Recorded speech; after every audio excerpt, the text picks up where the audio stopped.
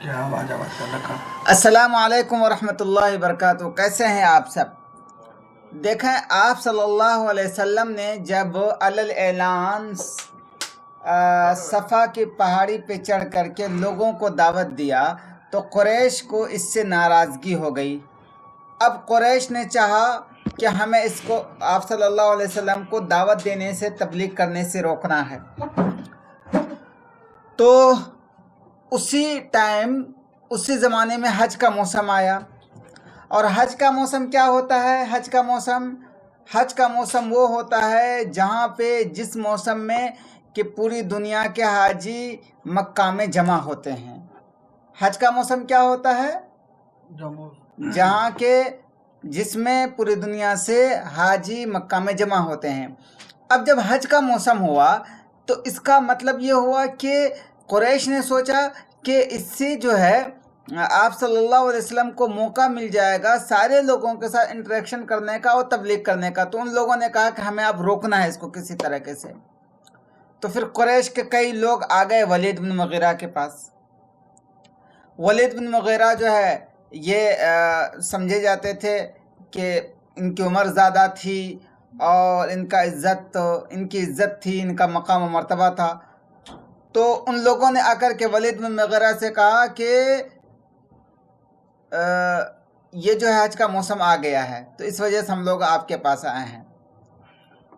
और वलीद बिन मुगीरा ने कहा कि कुरैश को लोगों, हज का मौसम आ गया है, अब जो है अरब के वफ्द डेलीगेशंस अलग अलग इलाकों से तुम्हारे पास आएंगे और तुम्हारे इस नबी के बारे में सुनेंगे जो कि नए दीन की तबलीग कर रहे हैं। तो अब तुम लोग कोई एक राय बताओ कि करना क्या है, एक ही राय बताओ, उसी पे इत्तेफाक करो।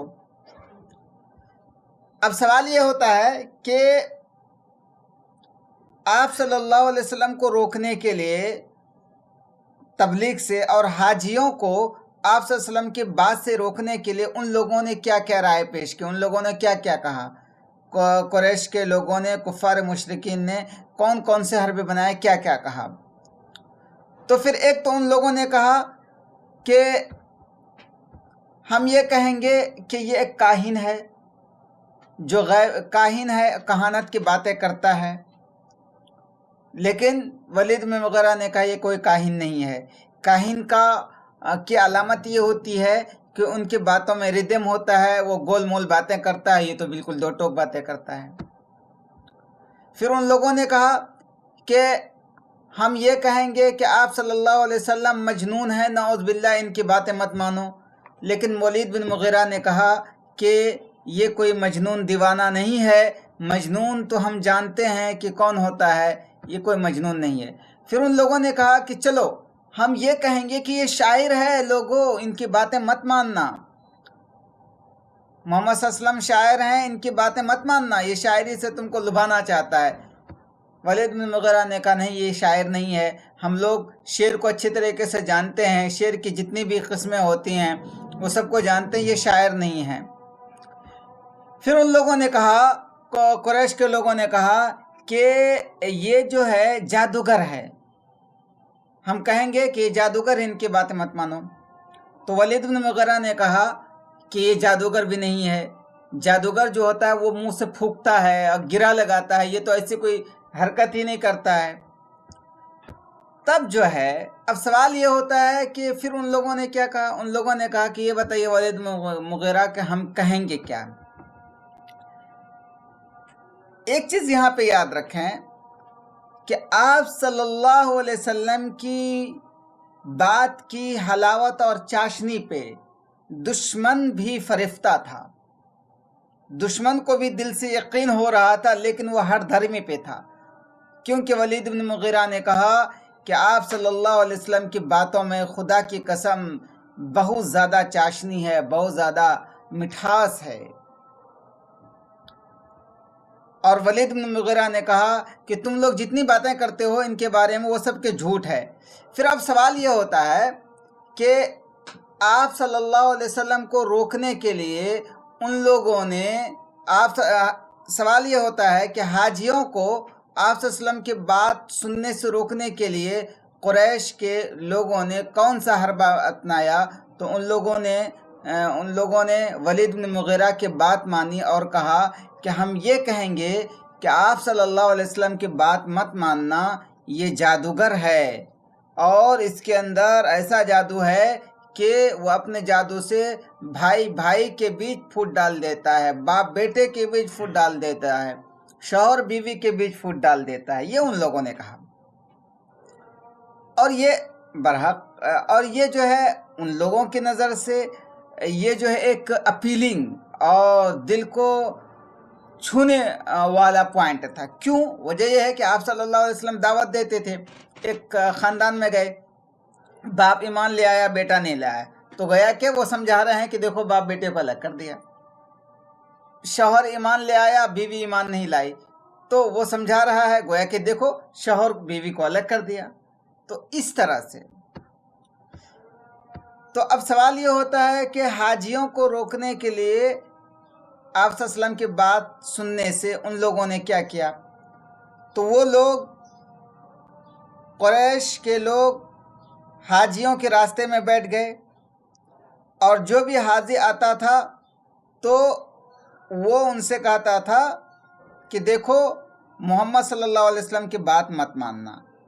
یہاں سے پتہ چلا کہ آپ صلی اللہ علیہ وسلم کی بات کا چرچا بغیر کسی تبلیغ کے ہو گیا، کیونکہ کفار کے لوگوں نے آپ صلی اللہ علیہ وسلم کی تبلیغ سے پہلے ہی بتا دیا تھا کہ یہاں پہ ایک نبی آئے ہیں، ان کی باتیں مت سننا۔ تو گویا کہ آپ صلی اللہ علیہ وسلم کی تبلیغ سے پہلے ہی آپ کا چرچا ہو گیا۔ آپ صلی اللہ علیہ وسلم پہ دیکھیے ابو لہب نے کتنا یہ کیا کہ حج کا جب موسم آیا تو آپ صلی اللہ علیہ وسلم حاجیوں کے مجموعوں میں اور ان کے قافلوں کے پاس جاتے تھے اور ان کو اسلام کی دعوت دیتے تھے اور کہتے تھے کہ اے لوگو تم کہو کہ اللہ ایک ہے، کامیاب ہو جاؤ گے۔ لیکن ابو لہب آپ صلی اللہ علیہ وسلم کے پیچھے جاتا تھا اور کہتا تھا کہ یہ جھوٹ بولتا ہے۔ تو آپ صلی اللہ علیہ وسلم کا جو ہے معاملہ، آپ صلی اللہ علیہ وسلم کی دعوت پورے عرب میں اس طرح سے پھیل گئی۔ سمجھ میں آیا منت اللہ؟ ریان بھائی کلیئر؟ اب یہاں سوال یہ پیدا ہوتا ہے کہ آپ صلی اللہ علیہ وسلم کی دعوت کو روکنے کے لیے قریش کے لوگوں نے کیا کیا حربہ اپنایا؟ سوال یہ ہے۔ تو اس کا جواب یہ ہے کہ قریش کے لوگوں نے آپ صلی اللہ علیہ وسلم کو روکنے کے لیے ایک جگہ اکٹھا ہو کر کے مشورہ کیا۔ ان لوگوں نے کئی پلاننگ کی، ایک لمبی فہرست ہے، اور وہ پلاننگ کر کے آپ صلی اللہ علیہ وسلم کو روکنے کا فیصلہ کیا۔ ایک تو یہ کہ آپ صلی اللہ علیہ وسلم کا بہت زیادہ مذاق اڑانے لگے وہ لوگ۔ ایک یہ وہ کیسے کہ آپ صلی اللہ علیہ وسلم جب بھی کہیں سے گزرتے تھے، کسی لوگوں کے پاس سے، وہاں کئی لوگ ہوتے تھے، تو وہ لوگ کہتے تھے اے دیکھو دیکھو وہ آدمی گزر رہا ہے، اس پہ جادو ہو گیا ہے، اس پہ جادو ہو گیا ہے۔ کوئی کہتا تھا کہ دیکھو یہ شاعر گزر رہا ہے، مجنون گزر رہا ہے۔ کوئی کہتا تھا ارے یہ کاہن گزر رہا ہے، ان کے پاس شیطان آ رہا ہے۔ کوئی کہتا تھا جادوگر گزر رہا ہے۔ اس طرح سے آپ صلی اللہ علیہ وسلم کو وہ لوگ گالی دیا کرتے تھے، آپ صلی اللہ علیہ وسلم کو روکنے کے لیے، ٹھیک ہے۔ اور اسی سلسلے میں قرآن کی آیت نازل ہوئی جس میں اللہ تعالیٰ نے کہا وَإِن يَكَادُ الَّذِينَ كَفَرُوا لَا يُزْلِقُونَكَ بِأَبْصَارِهِمْ لَمَّا سَمِعُوا الذِّكْرَ وَيَقُولُونَ إِنَّهُ لَمَجْنُونٌ وَكَانُوا إِذَا رَأَوْهُ اب دیکھیں، قرآن کو سمجھنے کے لیے جو ہے نا، قرآن کو سمجھنے کے لیے آپ کو سیرت کا بھی پڑھنا ضروری ہے۔ بہت سارے آیات ایسی ہیں کہ آپ جب سیرت سمجھیں گے، آپ صلی اللہ علیہ وسلم کی سیرت آپ کی نظر میں رہے گی، تو اس وقت قرآن کو سمجھنا آپ کے لیے آسان ہو جائے گا۔ ایک طریقہ تو یہ کہ آپ صلی اللہ علیہ وسلم کو ان لوگوں نے آپ صلی اللہ علیہ وسلم کا مذاق اڑانا شروع کر دیا۔ آپ صلی اللہ علیہ وسلم کو دین کی دعوت سے روکنے کے لیے دوسرا طریقہ یہ اختیار کیا کہ انہوں نے جو کمزور صحابہ تھے، اس وقت نئے نئے اسلام لائے تھے اور کمزور تھے، جب ان کو دیکھتے تھے ان کا مذاق اڑانا شروع کر دیا۔ کہتے تھے جب صحابہ کرام گزرتے تھے تو یہ شریر لوگ کہتے تھے دیکھو یہ زمین کے بادشاہ ہیں، زمین کے بادشاہ گزر رہے ہیں، ایسے کہتے تھے زمین کے بادشاہ گزر رہے ہیں، دیکھو شاہ گزر رہے ہیں، اس طرح سے مذاق اڑاتے تھے وہ لوگ۔ اور وہ لوگ بہت زیادہ صحابہ کرام پہ تان و تشنی کرتے تھے اور مذاق اڑاتے تھے، ٹھیک ہے۔ پھر اس کا جو ہے اللہ تعالیٰ نے، اور پھر اس کا اثر جو ہے آپ صلی اللہ علیہ وسلم پہ ہونے لگا، تو آپ صلی اللہ علیہ وسلم کو اس کا ایک حل بھی بتا دیا گیا اور کہا گیا کہ فسبح بحمد ربک وکن من الساجدین، کہ یہ لوگ جو آپ کا مذاق اڑاتے ہیں اس کا حل یہ ہے کہ آپ اپنے رب کا شکریہ، آپ اپنے رب کی تسبیح بیان کیجیے، اپنے رب کی تعریف کیجیے اور سجدہ کیجیے، ٹھیک ہے۔ اس سے آپ کو سکون ملے گا، اور یہ لوگ جو مذاق اڑاتے ہیں اس سے آپ کو آپ کا غم اور آپ کا درد ہلکا ہوگا۔